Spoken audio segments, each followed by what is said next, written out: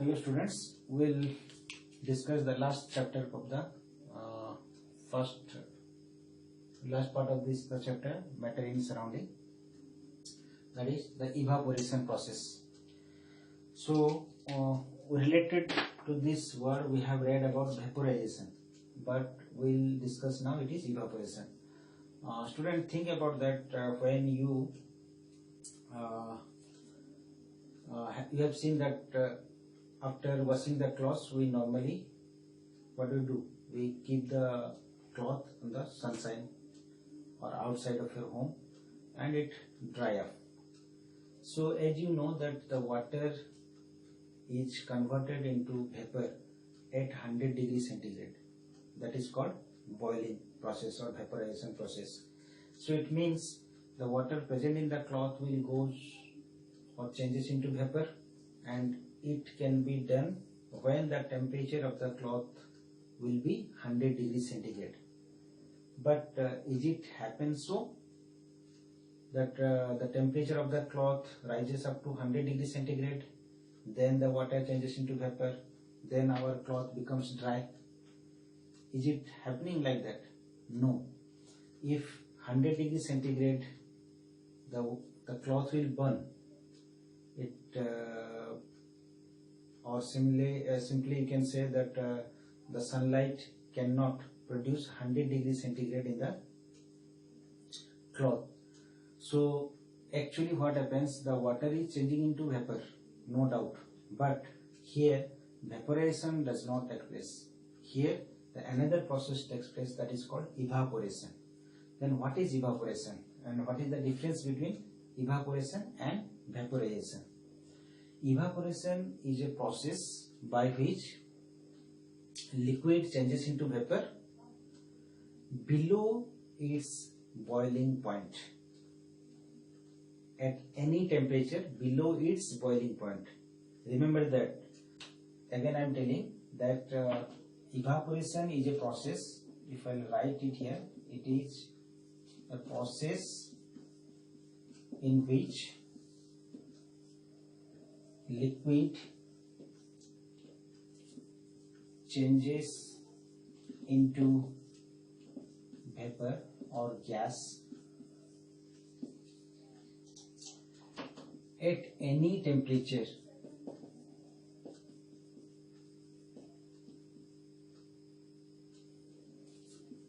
below its boiling point. So below its boiling point, if any temperature the liquid changes into vapor, then it is called evaporation. Simply as I have told that if you keep water in a container and keep it in your room, and you will find after a few days the level of water becomes less. So the water is changing into vapor and going to the air. So that process is evaporation. That is not vaporization, because the water is changing into vapor at normal temperature, not at 100 degrees centigrade. But if you compare vaporization, that when your mother cook the rice, at that time, or when you boil the water, you will find that you are giving heat and water is changing into vapor. So that process is vaporization, because at 100 degrees centigrade the water is changing into vapor. You cannot put your hand on that water, but normally if we keep the container, what I told, in that case you can put the your finger into it. You will not find any temperature or any hot water, because that is the evaporation process is going on. So evaporation process is a process by which liquid changes to vapor or gas at any temperature below its boiling point. So this is the process by which your wet cloth becomes dry if you keep it outside. Then we'll read about factors of evaporation. Factors of evaporation. So evaporation depends on 4 things, and these 4 factors are: number 1, surface area. Factor means what? That the things on which evaporation depends on. If you change, for example, I told that surface area is a factor. It means if the surface area will change, then evaporation also, the rate of evaporation will also change. I'll give an example that the surface area, if you increase your surface area, then evaporation becomes faster.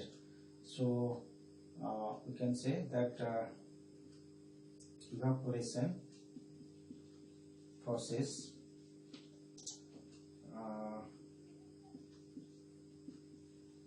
becomes faster with increase in surface area.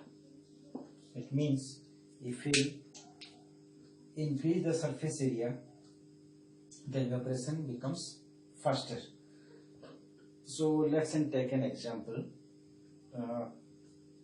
You take same amount of water in a glass and in a plate. Same amount of water will be taken in a glass and in a plate. And if you will keep both glass and plate on the outside, you will find in the sunshine. Then after some time you will find the level of water in case of plate will be more or glass will be more. Definitely you will find the water in the plate will dry up quickly than the glass. Why does it happen so? Because the area of the plate, amount of water is same in both cases, but the surface area of the plate is more. That's why the more water is evaporate out, whereas the glass has less surface area, so less amount of water is changing into vapor. So from this experiment we can conclude that if you increase the surface area, then evaporation becomes faster. We are also using in our daily life also. So you know that when your mother cook rice to your plate, so what we do? We normally spread out the rice, the whole plate. So because when the more surface area will be there, then what happens? Very easily evaporation becomes faster and your rice will become cool very quickly. So this is one of the factors. The second factor we will discuss that temperature. Temperature means if temperature will be more, then evaporation also becomes faster. So I can write like this, that evaporation also becomes faster with increase in temperature.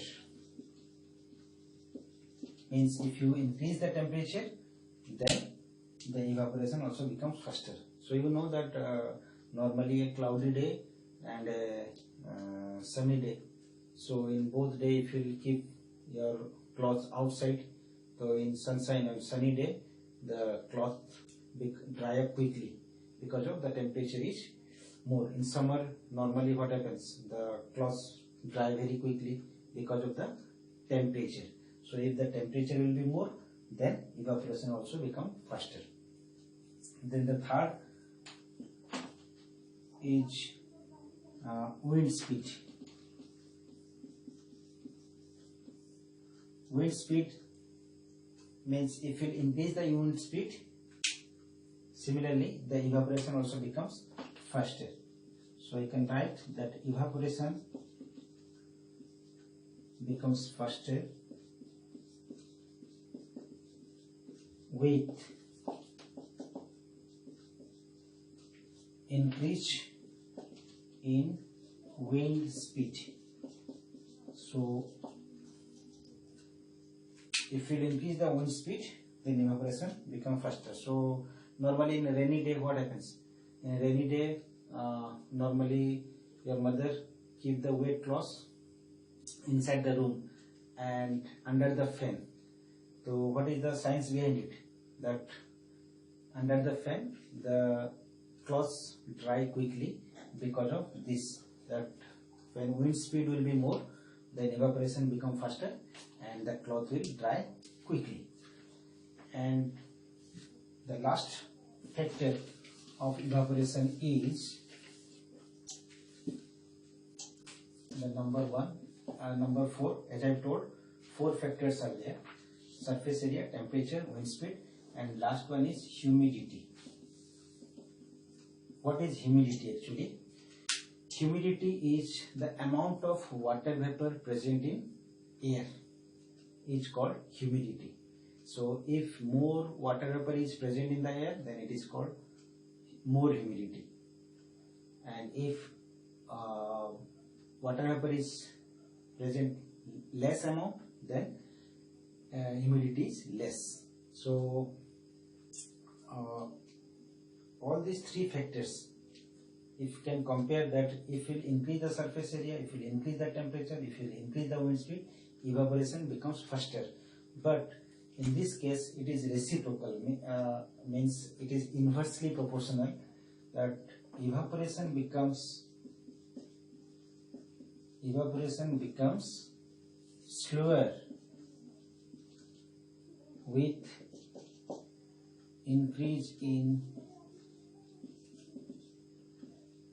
humidity. Means if you increase the humidity, the evaporation becomes slower, the evaporation process will become less. So why does it happen? So that you know that water is changing into vapor. So if the air containing much amount of water vapor in it, so it will not allow the water vapor to add into it, and that is why if humidity is more, then evaporation become less. So this is also you can get an example in your daily life, that in a rainy day particularly, you know, the rainy day the air has more humidity, more water vapor in it. So that is why the cloth takes more time to dry up. Normally in normal day you will find that the cloths will dry quickly, whereas in case of rainy day, when the humidity is more, the cloth takes more time to dry up. It is due to this increase in humidity, because water vapor is present more in the air. That's why the evaporation becomes slower, so the cloth will take more time to dry up. So this is all about the different factors of evaporation. Then the last part of this chapter, that evaporation causes cooling. Evaporation causes cooling. So how evaporation process causes cooling? We'll give an example to you, that you think when your mother makes roti, you know, tawa is there, or any container which is already heated up. If you put water into it, so what happens? The water changes into vapor, steam, and finally you will find the tawa becomes cool. So what happens in this process? When you put water into the hot tawa, the water takes the heat of the tawa and change into vapor, and the tawa becomes cool. So in this process, this process, if you will compare to evaporation, the same thing happens. When evaporation takes place, you know, when evaporation takes place, the liquid molecules takes the heat of the surrounding and changes into vapor, and so the surrounding temperature lowers up or decreases, so it will make the surrounding cool. For example, again I am telling, you know that during heavy exercise we sweat up, the sweat is coming from your body. So why it happens so? Now when the sweat is coming from your sweat glands of your skin, the sweat takes the heat of your body and changes into vapor, and your body becomes cool. So it is a cooling mechanism of our body. So whenever you do any heavy exercise, your body becomes heat, and to lower the heat of the body, the sweat comes, it takes the heat of the body and changes into vapor, and our body becomes cool. So wherever evaporation takes place, then it causes cooling, because during evaporation the liquid takes the heat of the surrounding and changes into vapor. So what I am telling, that this evaporation causes cooling, as I have told the example. Similarly, another example I will give, that in summer we normally keep water in a earthen pot. So if you will keep the water in an earthen pot, the water remains cool. Why does it happen so?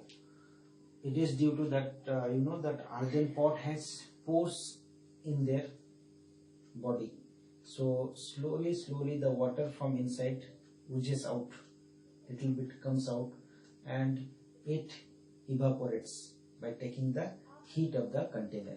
So the earthen pot remains cool. So the water which is present inside the earthen pot, it also remains cool. So the mechanism behind it, evaporation. Whenever evaporation takes place, then it causes cooling. Another point is that that when the water takes, changing of water to vapor, the amount of heat is latent heat of vaporization. So when it takes the latent heat of vaporization, then it changes into vapor. So if you compare that the boiling water and steam, if you find boiling water is also at 100 degrees centigrade, steam is also at 100 degrees centigrade, but between two, the steam has more heat energy. Means if you put your finger in a boiling water at 100 degrees centigrade, and if you put your finger, or if steam at 100 degrees centigrade is given to your finger, then more burn or more severe burn will be steam at 100 degrees centigrade. Why? Because the steam at 100 degrees centigrade has more heat energy. You know that both have 100 degrees centigrade. The temperature remains same, but the amount of heat energy is more in case of steam. As you know that we have read that water at 100 degrees centigrade plus latent heat of vaporization, after adding the latent heat of vaporization to water, then it becomes steam at 100 degrees centigrade. So that is why the steam has more heat energy than water at 100 degrees centigrade. So steam gives more severe burns than boiling water. So exactly same thing. We can compare that water, that ice at 0 degrees centigrade plus latent heat of fusion will give water at 0 degrees centigrade. So here you can compare that both ice and water, both are at 0 degrees centigrade, but if you compare, the more heat energy will be present in water. So I said 0 degree centigrade will give more cooling than water at 0 degree centigrade.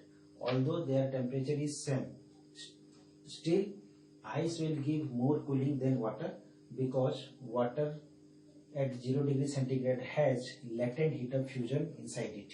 It has more heat energy than ice. So this is all about the evaporation and latent heat. So I think we have touched all the points given in the first chapter, material in our surrounding. I think you will like this video after watching it, and thank you for watching.